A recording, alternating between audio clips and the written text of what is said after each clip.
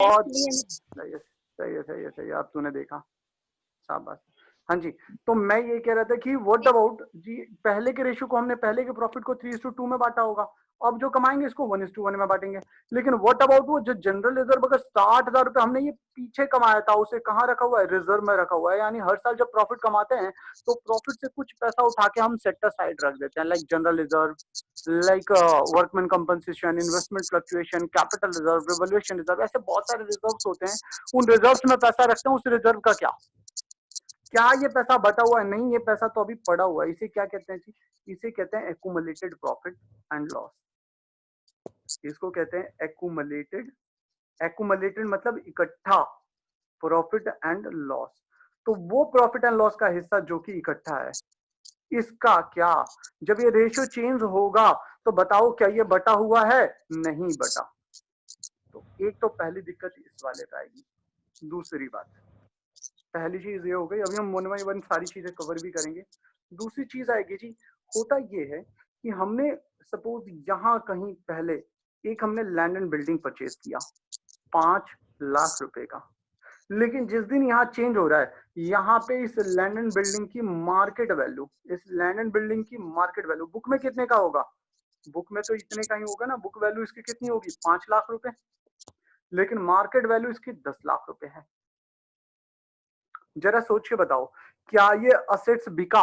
नहीं, ये तो अभी बिका ही नहीं है। जब बिका ही नहीं है तो इस पे के प्रॉफिट को, इस पे जो प्रॉफिट हुआ है लैंड एंड बिल्डिंग पे, क्या हमने इस लैंड एंड बिल्डिंग के प्रॉफिट को रिकॉर्ड किया? जब रिकॉर्ड ही नहीं किया है प्रॉफिट को, तो हमने बांटा भी नहीं होगा। अब जरा सोच के बताओ, जो यहाँ पे एक प्रॉफिट दिख रहा है, प्रॉफिट दिख रहा है, कितने का दिख रहा है? 5 लाख का। ये 5 लाख के प्रॉफिट का रेशियो क्या होना चाहिए? पुराना रेशियो 3:2 होना चाहिए। लेकिन अगर रेशियो चेंज कर लिया, उसके बाद इसको बेचा, तो ये 5 लाख रुपए का ये प्रॉफिट किस रेशियो में बढ़ जाएगा? 1:1 में। अगर पहले बटेगा तो 3 लाख 2 लाख ऐसे मिलेगा दोनों को, लेकिन अब 1:1 में तो 2.5 लाख और 2.5 लाख, ये वाला पैसा। क्या डिफरेंसेस आ रहा है? हाँ जी, ये भी आ रहा है। अगेन बता दो, एक प्रॉपर्टी हमने पहले लिया हुआ था सपोज 5 लाख रुपए का, उसकी मार्केट वैल्यू जब रेशियो चेंज कर रहे हैं, जब चेंज कर रहे हैं उस पर्टिकुलर डेट पे मार्केट वैल्यू कितनी है बेटा? 10 लाख रुपए। यानी हमें 5 लाख रुपए का फायदा दिख रहा है। क्या हमने ये फायदा बुक कर लिया? नहीं, फायदा तो बुक किया ही नहीं, हमने रिकॉर्ड ही नहीं किया है। लेकिन ये जरा सोच के बताओ, 5 लाख का फायदा कौन से रेशियो का है? पुराना रेशियो 3:2 का रेशियो का है या नहीं है? हाँ, ये है तो 3:2 के रेशियो का। ये है तो ये प्रॉफिट जो 5 लाख है, वो कौन से रेशियो का है? 3:2 के रेशियो। यानी इससे बांटा तो जाना चाहिए 3 लाख और 2 लाख ऐसे। लेकिन अगर सपोज हम बिना कोई इम्पैक्ट डाले, बिना कोई इम्पैक्ट डाले इस पर्टिकुलर डेट पे हमने इस प्रॉफिट को जब बिकेगा तब बेचेंगे, तो कैसे बटेगा? तब 2.5 लाख 2.5 लाख। यानी एक पार्टनर को नुकसान हो जाएगा, दूसरे को फायदा हो जाएगा। हाँ जी, तो दूसरा इम्पैक्ट यहाँ आता है। और तीसरा इम्पैक्ट आता है गुडविल पे। इसको हम डिस्कस करेंगे सेपरेटली लास्ट में। अब मैं टॉपिक पिक कर रहा हूँ एक एक करके। जब भी रेशियो चेंज होता है बेटा, जब भी रेशियो चेंज होता है तो 3 जगह इंपैक्ट आता है। एक, accumulated profit and loss, accumulated profit and loss. दूसरा इंपैक्ट आता है जी आपका revaluation of assets and liabilities, revaluation of assets and liabilities. और तीसरा इंपैक्ट आता है गुडविल पे। बस ये 3 जगह इंपैक्ट जाता है बेटा। एक एक करके तीनों इंपैक्ट को बता दूं मैं। एक बच्चा ऐड हो रहा है, 1 सेकंड रुक जाओ।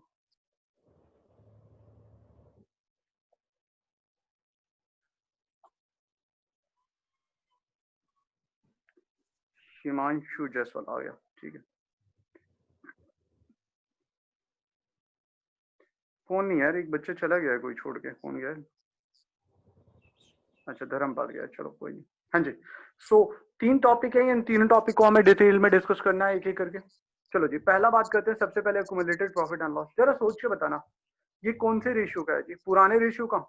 तो जब रेशियो चेंज करोगे उससे पहले इसे खत्म कर देना चाहिए, नहीं खत्म कर देना चाहिए, क्योंकि ये किस रेशियो का कमाया हुआ है?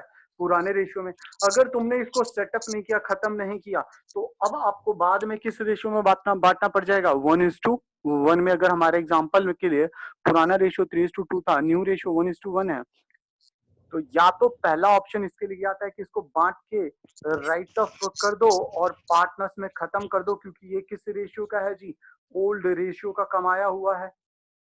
एक तो ये वाली बात आ जाती है।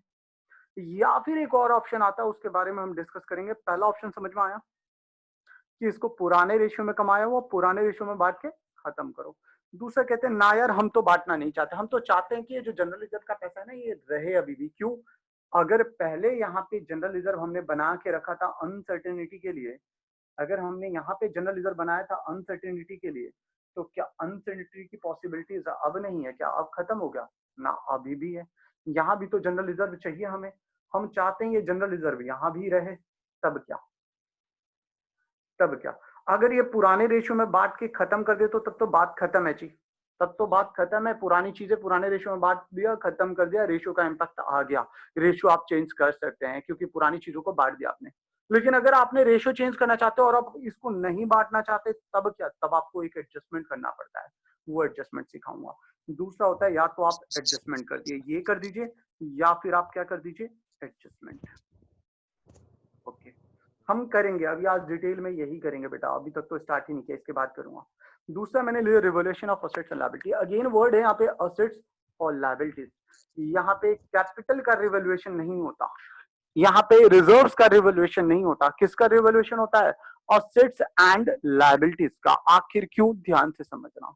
एक पर्टिकुलर डेट पर, आप जानते हैं ये तो अच्छे से कि यार जो हम बुक में लिखते हैं, बुक वैल्यू अलग होता है और मार्केट वैल्यू अलग होता है। दो बातें होती हैं, एक बुक वैल्यू और एक मार्केट वैल्यू। बुक वैल्यू मतलब जिस वैल्यू पे रिकॉर्डेड है।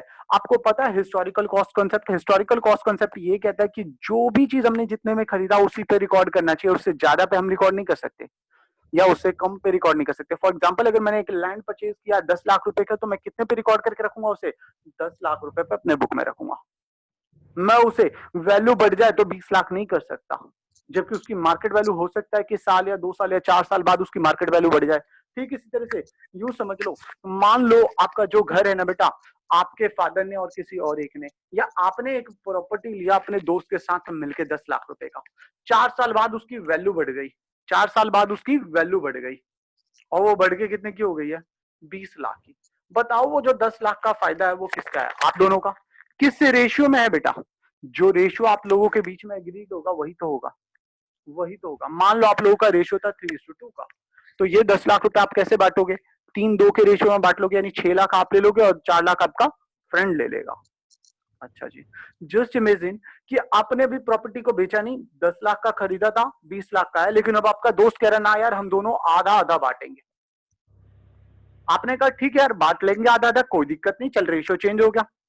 जस्ट इमेजिन कि अगर उसके कुछ दिनों बाद वो प्रॉपर्टी बिकने लग जाए, वो लैंड एंड बिल्डिंग बिकने लग जाए, और वो बिकेगा तो 20 लाख में बिकेगा। जब 20 लाख में बिकेगा तो उस पे का फायदा अब कैसे बांटा जाएगा? अब तो आपका रेशियो क्या है? 1:1। यानी अब फायदा कैसे बांटा जाएगा? आपको 5 और आपके फ्रेंड को कितना मिलेगा? 5। यानी कहीं ना कहीं आपको 1 लाख रुपए की चपत लग गई कि नहीं लग गई? लग गई, एग्जैक्टली लग गई। तो इस चीज के इंपैक्ट को खत्म करना होता है कि ऐसा कोई नुकसान ना हो। अगर रेशियो चेंज करते हैं तो इस चेंज की वजह से कुछ अकाउंटिंग करनी पड़ती है। तो यहाँ पे हमें दो चीजें करनी होती हैं। पहला चीज, आप इनको रिवैल्यूड कर दो। रिवैल्यूड कर दो मतलब रिवैल्यूएशन कर दो, यानी कि 10 लाख की प्रॉपर्टी आप 20 लाख का बना दो, 10 लाख का फायदा रिकॉर्ड करो और 10 लाख के फायदे को किसको बांट दो? पार्टनर्स में। तो पहला ऑप्शन क्या निकला? रिवैल्यूड कर दो। रिवैल्यूड का मतलब भैया 10 लाख की प्रॉपर्टी खरीदी थी 20 लाख की, आज के डेट में तो 20 लाख में उसे रिकॉर्ड कर दो, 10 लाख रुपए उसकी वैल्यू बढ़ा दो। ये 10 लाख रुपए जो बढ़ा हुआ मिलेगा उसे क्या करेंगे? पार्टनर्स में बांट दिया जाएगा। किस रेशियो में? पुराना कमाया हुआ प्रॉफिट है, पुराने रेशियो में बांट दिया जाएगा। ऑप्शन नंबर 2, वो कहते हैं ना हम तो हिस्टोरिकल कॉस्ट कॉन्सेप्ट को फॉलो करना चाहते हैं, यानी जितने पे था उतने पे ही रखना चाहते हैं। यानी 10 लाख रुपए का लैंड एंड बिल्डिंग खरीदा था, हम 10 लाख में ही चाहते हैं और हम चाहते हैं कि रेशियो चेंज हो जाए। अब क्या? अब क्या? तो बेटा कहते हैं इसके लिए एक एडजस्टमेंट एंट्री पास कर दो। क्या करो? एक एडजस्टमेंट। ये बार बार हम एडजस्टमेंट वर्ड ले रहे हैं ना, ये एक एडजस्टमेंट ही होता है एक्चुअल में। मैं सिखाऊंगा ये एडजस्टमेंट करना। तो ये दो टॉपिक, तीसरा टॉपिक आता है आपका गुडविल का। गुडविल में 2 तरह के गुडविल होते हैं, हम डिस्कस करेंगे लेटर ऑन। चलिए टॉपिक नंबर हम पहला उठाने जा रहे हैं। अभी तक भी समझ में नहीं आया तो कोई बात नहीं, अभी फिर आपको बताने वाला हूँ इसी टॉपिक को। सही बोला भैया, नहीं हमारा आ रहा। कोई बात नहीं बेटा, अभी तो हम यही लेने वाले हैं, एक्यूमुलेटेड प्रॉफिट एंड लॉस। आइए बेटा, अब हम डिटेल डिस्कशन करेंगे इस टॉपिक का। अभी तक तो ओवरव्यू दे रहा था। अच्छा बने, बिल्कुल समझ में नहीं आया क्या? चल पता अब समझ नहीं में आ सर, जाएगा। क्या कह रही है, समझ समझ में नहीं आ रहा है नहीं आ रहा है ये पता नहीं चल पा रहा है। आइए चलिए बेटा, एक सिचुएशन एग्जांपल लेते हैं और एग्जांपल से समझते हैं। सपोज ए और बी 2 पार्टनर हैं, रेशियो है इनका 3:2 का। इस पर्टिकुलर डेट पे इनका बैलेंस शीट है, ये रहा लीजिए बैलेंस शीट। बैलेंस शीट में सारी चीजें, मैं सिर्फ एक्यूमुलेटेड प्रॉफिट एंड लॉस लूंगा। जैसे मान लो इधर जनरल रिजर्व का पैसा है, कितने रुपए जी जनरल रिजर्व? तो ये है 90,000 रुपए। और क्या है जी, प्रॉफिट एंड लॉस में भी कुछ पैसे पड़े हैं, कितना? 30,000 रुपए। कहता है हम चाहते हैं, ये बैलेंस शीट है 31/3/19 की, कह रहे हैं हम 1/4/19 से चाहते हैं रेशियो क्या हो जाना चाहिए, रेशियो चेंज करके चाहते हैं, रेशियो चेंज करना, दैट इज 1:1, इक्वल में बांटना चाहते हैं। क्या पूरा सिनेरियो, बाकी और भी चीजें होंगी बेटा बैलेंस शीट में, इसमें मैं सिर्फ आधा अधूरा लिया हूँ, एक्सेप्टेड बैलेंस शीट ली है उस बैलेंस शीट में जिसमें सारी चीजें नहीं है, सिर्फ थोड़ी बहुत चीजें हैं। तो रेशियो 3:2 का उनका पुराना था। उनके बैलेंस शीट में क्या था जी, जनरल रिजर्व का पैसा पड़ा हुआ था, पीएनएल का पैसा। जनरल रिजर्व और पीएनएल का पैसा है, ये पैसे का मतलब क्या हुआ, एक्यूमुलेटेड, ये पहले से इकट्ठा पैसा रखा हुआ है। टेबल पे कुछ पैसे इकट्ठे करके रखे हुए हैं, इन्होंने बांटा नहीं है, उस पैसे को टेबल पे इकट्ठा करके रखा हुआ है। किस लिए? ताकि अगर फ्यूचर में कोई अनसर्टेनिटी आए तो उस फ्यूचर की अनसर्टेनिटी को पूरा कर सके, पे कर सके, उस लॉस को बियर कर सके, राइट। अब क्या हुआ कि उन्होंने सडनली सोचा कि यार हम रेशियो ना 1/4/19 के बाद, यानी अब 1/4/19 के बाद जब भी कोई पैसा कमाएंगे तो किस रेशियो में बांटेंगे, 1:1 में। लेकिन 1/4/19 के बाद का, अगर पहले का कोई पैसा है तो क्या, जो कि ये पहले वाला है। अब कह रहे जी ये रेशियो चेंज कर रहे हैं। एक अकाउंटेंट से बोला कि भैया बताओ क्या किया जाए वैसे में। तो अकाउंटेंट कहता है जी मालिक 2 सॉल्यूशन है आपके पास, 2 उपाय है। ऑप्शन नंबर 1, अकाउंटेंट राय देता है, क्या राय देता है? ऑप्शन नंबर 1, देखो मालिक ये जो पैसा है ना आपका, ये आप लोगों का पैसा जी पुराने का है। ये जो पुराना पैसा है, पुराने में बांट के खत्म करो यार। ये जो पैसा है, ये दोनों, ये एक्यूमुलेटेड यानी कि पहले का है, इकट्ठा। ओल्ड का है, ये किसका है? ओल्ड का है। तो किस रेशियो में बांट के खत्म करो? ओल्ड रेशियो में। यानी ऑप्शन 1 बोला कि इनको राइट ऑफ कर दो। राइट ऑफ मतलब खत्म करना। अब ये खत्म किसको किया जाएगा भैया? प्रॉफिट किसका होता है? मालिक लोगों का होता है, मालिक को दे दो। अच्छा जी, चलो कैसे होगा, सॉल्यूशन देखिएगा जरा, बताइएगा। जनरल रिजर्व का नेचर क्या होता है? क्रेडिट लायबिलिटी साइड है ना, बैलेंस शीट के लायबिलिटी साइड है ये, और ये साइड कौन सा होता है? Asset side. तो लायबिलिटी है। अब इस लायबिलिटी को क्या करोगे? पार्टनर में बांटना है, खत्म करना है। खत्म करना है तो क्या कर दोगे? डेबिट कर दोगे। जनरल रिजर्व अकाउंट डेबिट, कितने रुपए का है? 90,000। और क्या खत्म करना है? पीएनएल अकाउंट डेबिट, कितने रुपए? 30,000। ये पूरा पैसा किसको दे देना है जी? Two H's capital, two B's capital. बस ये बात खत्म। आप रेशियो चेंज कर लो। अब ए और बी में किस रेशियो में? पुराने रेशियो में, नए में नहीं बेटा, नए में बिल्कुल नहीं, पुराने रेशियो में बांटो। 9×3=12। तो ये हो जाएगा तुम्हारा, सॉरी 1,20,000 को तो 72,000 और 48,000। आप चाहते तो 2 एंट्री में भी कर सकते हो, मैंने एक एंट्री में निपटा दिया। आप एक बार जनरल रिजर्व का कर दो और एक बार पीएनएल का कर दो। हाँ जी बेटा, आपको समझ में आया क्या? बस काम खत्म। ये इंपैक्ट डाल दिया अकाउंटेंट ने, बोला देखो आप रेशियो चेंज करना चाहते हो ठीक है। ये जो टेबल पे पैसे पड़े हैं ना यार, इकट्ठा पैसा आप लोगों का पड़ा हुआ है, इन पैसों को पहले आपस में बांट लो, खत्म कर लो। क्योंकि पुरानी चीजें पुराने रेशियो में हिसाब किताब बराबर करो, उसके बाद से रेशियो चेंज कर सकते हैं, वरना कल को आप लोगों के बीच में झगड़ा हो जाएगा। क्या झगड़ा होगा? अगर इसको नहीं बांटा तो कल को बी बोलेगा कि भाई देख आज रेशियो 1:1 है, अब ये प्रॉफिट बचेगा तो किस रेशियो में बटेगा? मतलब 1/4 के बाद, मतलब 1/4/19 के बाद। रेशियो कब से चेंज हो रहा है? 1/4/19। 1/4/19 के बाद भी क्या कहेगा कि भाई देखिए जो भी पैसा बचा है ये बांटना है। किस रेशियो में बांटना है? जो रेशियो अब चल रहा है 1:1 में। झगड़ा हो जाएगा कि नहीं हो जाएगा? ए तुरंत बोलेगा यार मुझे 3 हिस्सा चाहिए था, तेरा 2 हिस्सा, ये तो पहले का है, पहले वाला चीज पहले में बंटना चाहिए। तो भाई तभी खत्म करो ना जब रेशियो चेंज कर रहे हो, इसे बात के लिए थोड़ी ना छोड़ोगे। तो इसी वजह से क्या करेंगे, आपस में बांट के खत्म कर देंगे, राइट अप कर देंगे। अब बात उठती है कि दूसरा ऑप्शन आप क्या कह रहे थे, ऑप्शन नंबर 1 तो समझ में आ गया, अब तो सबको समझ में आया ना। हाँ भैया। ओके, तो दूसरा ऑप्शन क्या है, क्या कोई और ऑप्शन भी अकाउंटेंट दे सकता है, ऑप्शन कह सकता है हाँ। जैसे ये बोला बांट के खत्म करो, तभी ए और बी ने ऑब्जेक्शन रेज कर दिया। ऑब्जेक्शन क्या कहा, बोला ए और बी ने कि भाई देख तू ये टेबल पे पैसा बचा हुआ जो है ये तू बांटने की बात तो कर रहा है, लेकिन हमने इसे रखा क्यों है पहले ये समझ। इसे हमने रखा है अनसर्टेनिटी के लिए, किसी भी तरह का कोई अनसर्टेनिटी, जैसे अब कोविड आया, कोविड एक अनसर्टेनिटी है। आज के डेट में कंपनीज को लॉस होंगी, उस लॉस को कहां से पूरा करेंगी कंपनी, तो प्रॉफिट का कुछ हिस्सा बचा के रखती है ताकि अगर अचानक से कोई लॉस आए तो उस लॉस को क्या कर सके, पूरा कर सके। अब कह रहे भैया अनसर्टिटी आ गई तो हम क्या करेंगे, तू तो हमारा पूरा टांग ही तोड़ने पे जा रहा है कि खत्म कर दो इसको। ऐसे थोड़ी ना होता, हम तो इसको बचा के रखे हैं अपने पर्पज से, और तू कह रहा है खत्म कर दो, ऐसे कैसे। तो कहेगा रुक जाओ मालिक, दूसरा उपाय बता देता हूँ। वो दूसरा उपाय क्या बताया अकाउंटेंट ने, ध्यान से बनना। बोला एक एडजस्टमेंट कर लो। देखो जी एडजस्टमेंट क्या करवाया, ये लेमन लैंग्वेज में सीखेंगे। पहले हम सीखेंगे लेमन तरीके से, फिर सीखेंगे तरीके से कि अकाउंटिंग तरीके से क्या होगा। देखो उसने हिसाब किताब समझाया, कहा देखो भाई तुम्हारा जनरल रिजर्व की बात करें और प्रॉफिट एंड लॉस की, दोनों को इकट्ठा मिला के कितने रुपए होते हैं, तो 90,000 इसके और 30,000 इसके, टोटल मिला के होते हैं 1,20,000, दोनों फायदा है। हाँ भाई देखो दो बातें हैं, अगर ओल्ड में मिलता है ये, तो ओल्ड में ए को कितना मिलेगा, ओल्ड में ए को कितना मिलेगा इसमें से, और बी को कितना मिलेगा, पुराना पुराना बताओ। तो कहेगा अच्छा, ए कहेगा मेरे को 72, बी कहेगा मेरे को 48, ले भाई 1,20 पूरा, ठीक है। फिर बोला अच्छा न्यू में आपको कितना मिलेगा, ये आपको ये न्यू में कितना मिलेगा, कलर चेंज करने दो।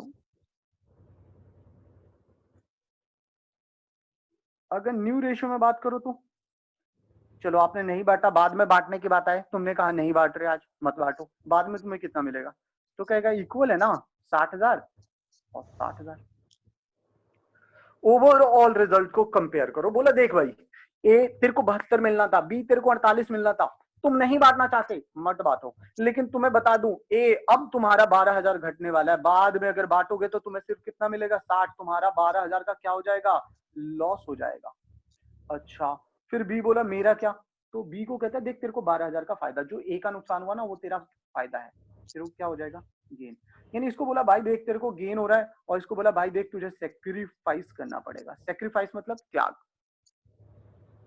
एक मिनट,